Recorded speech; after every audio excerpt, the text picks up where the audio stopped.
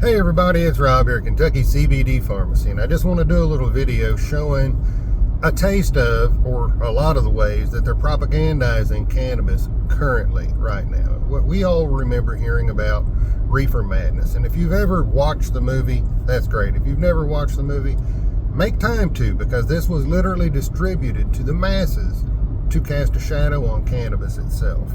Now, all that set aside, the ones who have seen it are now in modern day with us, and we're talking about it. So we have a cannabis movement going on right now nationwide. There was one in the 70s. I didn't study it much. I studied the original, to be 100% honest. But what we're watching now, I've heard, is very similar to the 70s and what we've seen at the very beginning, 1937. So cannabis is being stigmatized again. What you're seeing on the news is every little story about this kid brought this to school, or this kid ingested this and gave it to other kids, and they all had a bad reaction and ended up in the hospital. What they're not telling you is, first off, all the miraculous things that people are seeing everywhere. This isn't just in Kentucky. It isn't just the United States. It's worldwide. There's remarkable results out of all cannabis products. Now, I want to be really clear, what we're discussing in this is the propaganda part. So, we're in current day, it's 2025, and we're watching the federal government try to re-prohibit the hemp that they made federally legal through the Farm Bill. Now, what you're not being told, well, what you are being told currently is these are synthetic products. These are not your medical marijuana. This is unregulated products being sold like the Wild West, and it's not even the same thing. And this has even been said that they are produced with battery acid and pool cleaner. Now, that was literally words from a legislator in Kentucky. We have to understand, first off, these are federally regulated products. Now, let's get very specific with the THC. The THC you know and love if you're a cannabis consumer.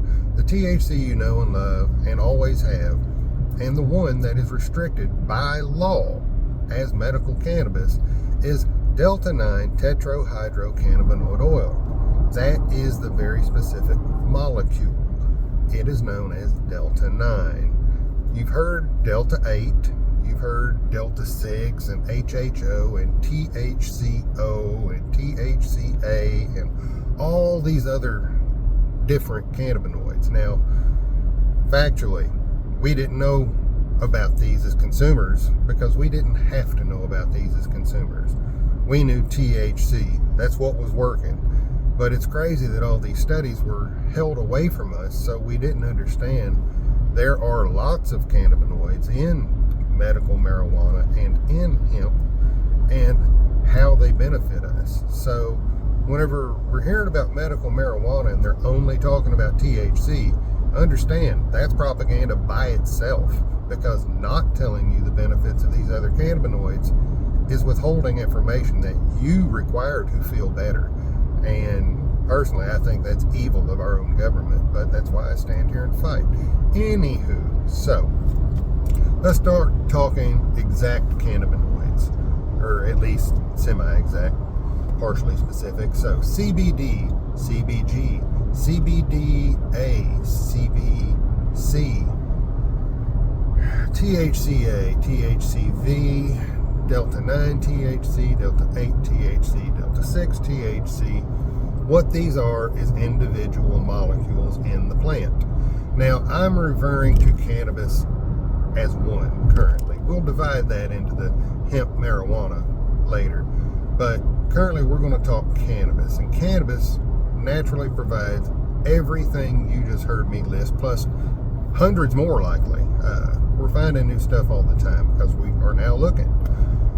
But all these things exist. They exist naturally in the plant. Now, whenever you go to extract the plant, and this is in medical or in hemp or however you do it, you've got several different processes to choose from. But I'm going to use distillation just as the the base one here. There's thousands of different variations, but this is just one for basic knowledge. So say you have already extracted the cannabinoids, you've filtered out the flower now, and all you've got is your liquid to distill. Now the distillation process involves heat, which is a whole lot of the processes, and everything you use is heat and time. So what we have to think is, once we have this boiling solution at the bottom, we're trying to extract out all these cannabinoids. You've got a couple ways to do it. Now, whole extraction, you can take all of it and you've got all this, and that's all these cannabinoids extracted, and that's basically a full spectrum. But there's other ways to process to where you can dial the temperature. Each one of them has a flash point. Every cannabinoid has a different flash point, and just the basic way to describe or help people understand it is, think every one of them has a different temperature that they flash away at. And say CBD's 300, CBDA is 350, THCA is 375. I mean, that's not the numbers. Be real clear about that. It's not the numbers. But how each one has their own different number that they flash off at. When they flash off, it evaporates into its own little area, and that's how you collect each one of these isolated molecules. So now we're talking the process of actually isolating them through distillation.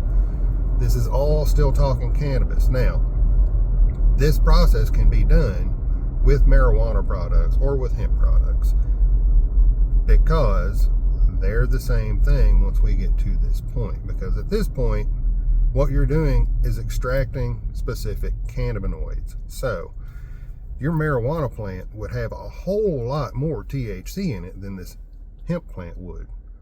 But this hemp plant does contain the same exact THC that's in this marijuana plant. So that means you would have to extract a whole lot more of the hemp THC to be able to collect and put it into products, which we have the ability to do, because we're not talking about 4 plants in a home grow. We're talking about 10 acres of hemp growing, and that's how you can extract that much. So once it's in the hemp plant, that hemp has to follow hemp guidelines as far as how it's grown. And while it's growing, the Kentucky Department of Agriculture took it upon themselves to make 0.03% the amount of THC that would be allowable in that viable plant material. So this is by dry weight. Now, a lot of people compare these hemp products to near beer. That's inherently wrong every way it can be. Near beer is 0.05% alcohol by volume. Alcohol by volume is a whole different math product than 0.03% THC by dry weight. What that says is this plant can only grow so much THC in it before it's considered marijuana. So Kentucky growers are actually forced to cut their plants down early or alter their growing process to make sure that THCA that naturally grows in all of cannabis does not convert with sunlight into Delta-9 THC, which would make their crop illegal. Now let's get to talking about THCA and how easily, I just said that was converted like it is done naturally by some sunny process. So THCA is the acid before that cannabinoid converts into Delta-9 THC. And as I just explained, it takes nothing more than direct sunlight on a hot sunny day to convert that legal THCA into Delta-9 tetrahydrocannabinoid oil, which would render a hemp plant useless because they'd have to burn it or throw it away by law because they're evil and it has too much THC. So now that's just the growing part of it. So if it grows too good naturally, you have to destroy the plant. But if you can keep that plant from converting the THCA into Delta-9 THC while it's growing, you still have legal hemp that you can use. Now keep in mind, we just clearly stated there's THCA in there, and that's basically exactly what Delta-9 THCA or Delta-9 tetrahydrocannabinoid oil is before it's converted. So what's going on with that? Well, that's what we're looking at now in Kentucky. So this is the important part of this video, and it's 10 minutes in, so I know there's maybe one of you that's made it this far, so sharing it will help me get this message out. Kentucky in 2019 took it upon themselves to ban any viable plant material. That means leaves or bud cannot be used in Kentucky, cannot be consumed in Kentucky, cannot be sold in Kentucky, because any viable plant material from hemp is considered marijuana. And they said they did this so the police could not have to differentiate between hemp and marijuana. What that said is, if you have it, they're going to charge you with marijuana no matter what it is, whether it's legal in another state, whether it's not. In Kentucky, they're going to consider hemp, legal hemp, to be marijuana. So that kind of destroyed the entire industry from Kentucky at the very beginning. 2018, Kentucky had one of the largest farmer suicide increases that it's ever had, and it never made the news because it was predominantly hemp farmers. Now, by taking away the plant material, they set all the farmers at a huge disadvantage nationwide with all these other people that are just wanting to get into the cannabis industry. And this is where a lot of the real cannabis people turn to, like, hey, we just legalized hemp. That's what they banned in 1937, so we're going to try to do this and get our foot in the door and be prepared for the marijuana industry, which they should have done. These are the weed people. Now, what has happened since then is all these corporations came in and bought out the little guys. The little guys never had a chance in this, and then between the taxes and the regulations, a lot of these farmers and producers and hemp people in general just couldn't do it anymore. And they couldn't do it anymore because their government had prevented them from doing good, honest business. Not only for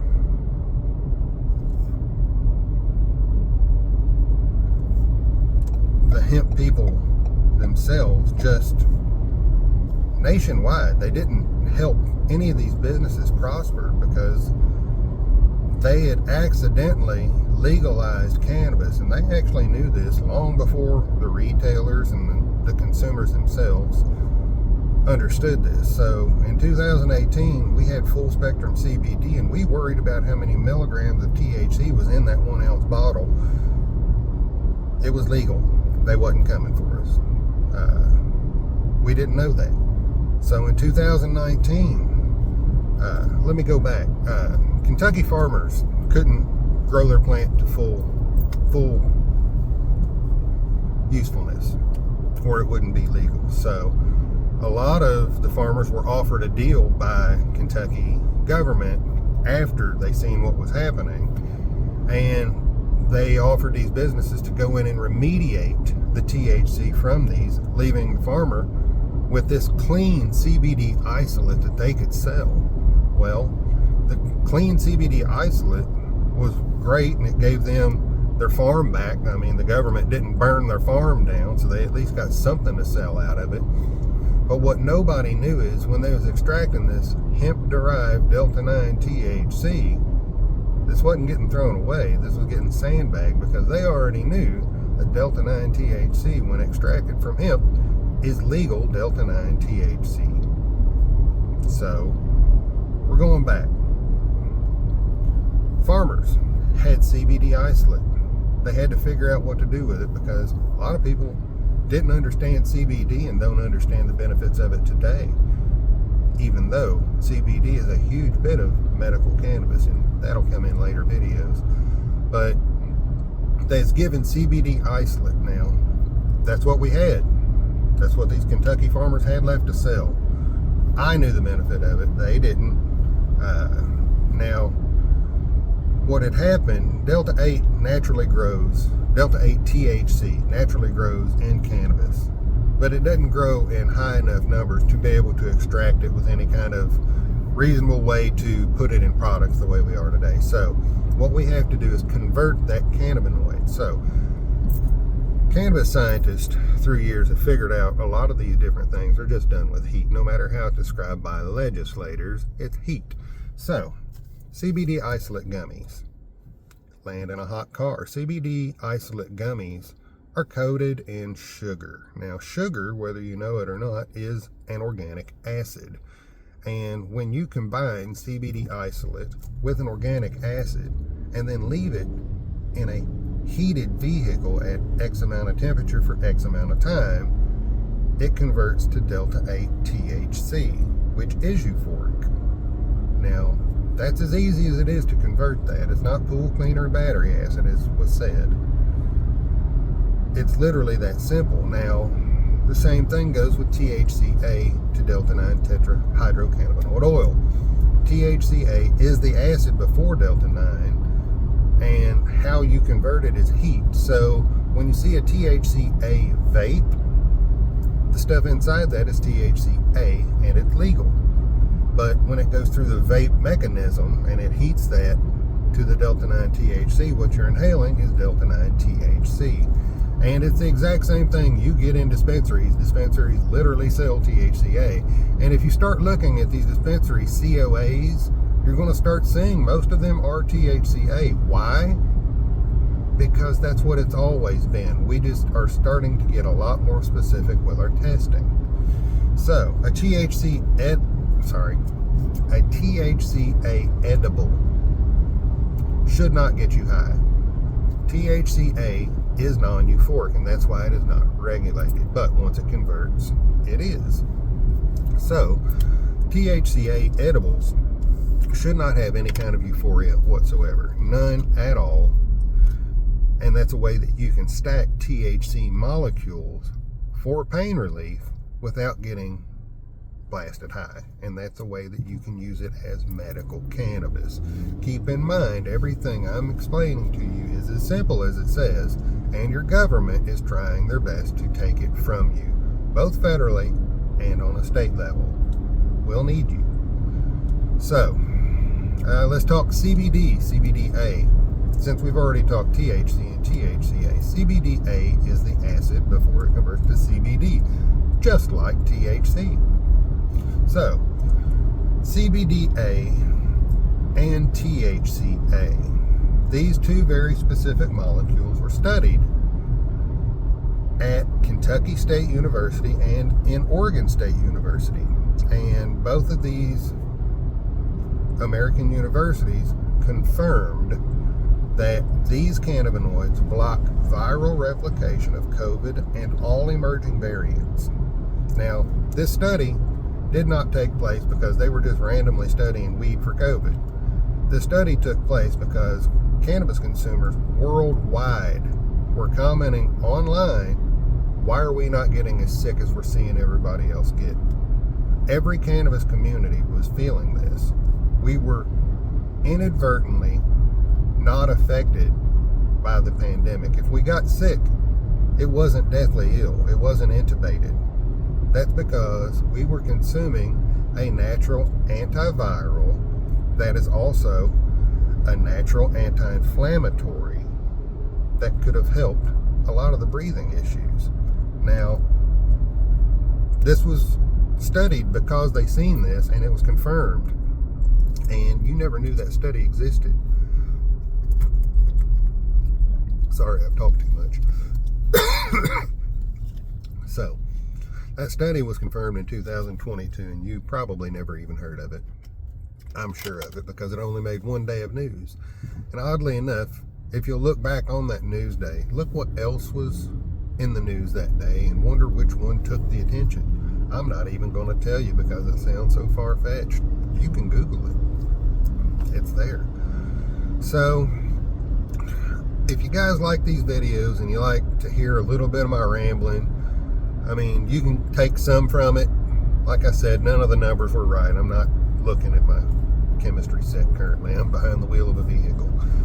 But this is my time to be able to talk and get some of these things out because, guys, you just don't understand what we're fighting for you. What we've seen this plant be able to do is so far beyond anything I could put in a video or get attention to online, because I know it won't. But if you've seen a result, you have to say it too. If there's somebody willing to stand up in you're scared to stand beside them, stand behind them, but stand. You have to stand. Kentucky will be working adamantly to fully cripple their hemp industry by banning all euphoric THC this coming session, 2026 January. Be ready for it. We are getting ready for it now. We're trying to get people involved and informed beforehand. And if this video raised any questions that you want to ask, please ask them in the comments, and I will do my best to get to you. I will. And if you hate me, appreciate you being here. If you love me, know I'm fighting for you. If you hate me, know I'm fighting for you too. I'm all about unity. I think all these cannabis groups, micro individualized cannabis groups, should stand together as one. I think every cannabis consumer, from CBD to THC, and every retailer of CBD and THC should be standing right now. And I'm offering you a chance. If you don't want to stand beside me, stand behind me. I'm here fighting for you. KentuckyCBDPharmacy.com. I've got an activism website there too. You might check it out.